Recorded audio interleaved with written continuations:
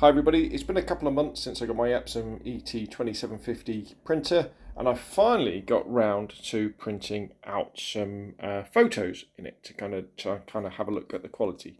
However, the first thing I would say is that these Epson printers, they're all about this. They're all about these huge ink tanks that they have. They're all about being able to print out hundreds and hundreds of documents without having to spend a fortune on ink. They're not dedicated photo printers, so you need to keep that in mind. You would never buy an ET2750 because you wanted it just to print out photos mainly, because it's not designed to do that. It only has the paper feed at the back. You know, there's no flat paper feed or anything like that. It doesn't have some of the more speciality stuff you get. For example, I used to have a Canon MG5550, which was a really nice photo printer, printed out nice photos, printed out nice documents, had to spend a fortune on ink, and it had a slightly different tray system for putting in, you know, smaller size pieces of paper.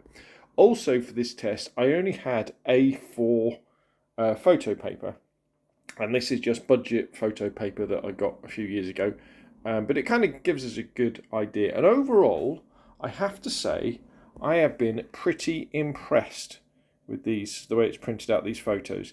These photos were taken at the Goodwood Festival of Speed over the last few years, and it looked very good. Now, ignore the white balance, all right? I know that in the video probably looks a little bit purple or a little bit bluey. It's not. That is just black and white when I'm looking at it, and that is definitely, you know, Ferrari red, and that's a nice blue because I'm taking this video under artificial light. So what we've got here is, this is a bordered print, like a normal print, and I was a bit worried about the edge mess, or edge, what do you call it, not smoothing, when you get the crap coming over the edges of the photo, and it definitely hasn't happened in that. This is borderless, so we're right up to the edge on these, and it all seems pretty good. If I can kind of get the light on it. Smudging, isn't it? That's what you would get. And then on this black and white one, I think there is a little bit on this. Yeah, there's a little bit of marking there. And there's, yeah, there we go. There's a little bit of marking there, probably because it's just on the paper, isn't it? So you can probably see that right on the edge of the paper. A little bit of smudging. And there's the odd bit of dirty bits I've noticed going through as well. Probably need to dust the printer, to be honest. Now you can put in smaller prints. You can put in smaller paper into the MG 2750. And going off the look of these photos, I would suggest that this prints out nice photographs. Not professional level photographs, but they're more than good enough for home use. And I'm pretty sure if I put something like that in a glass frame as well, it would probably look good. And if I use some better quality photo paper, it would probably look really good as well. Because I think these look pretty nice, these photos. So I am very, very pleased indeed with this.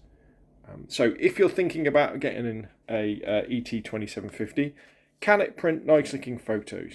Absolutely. These look really good, don't they, I think. Is that its main job?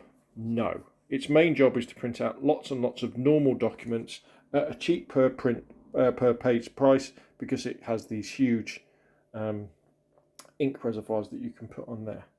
So if you're thinking about getting a printer because you need it because you or your family print out lots and lots of documents, ET2750, highly recommended, really good wireless printer and scanner, and it can print out some nice photos as well, but that's not its main job. That's not its speciality.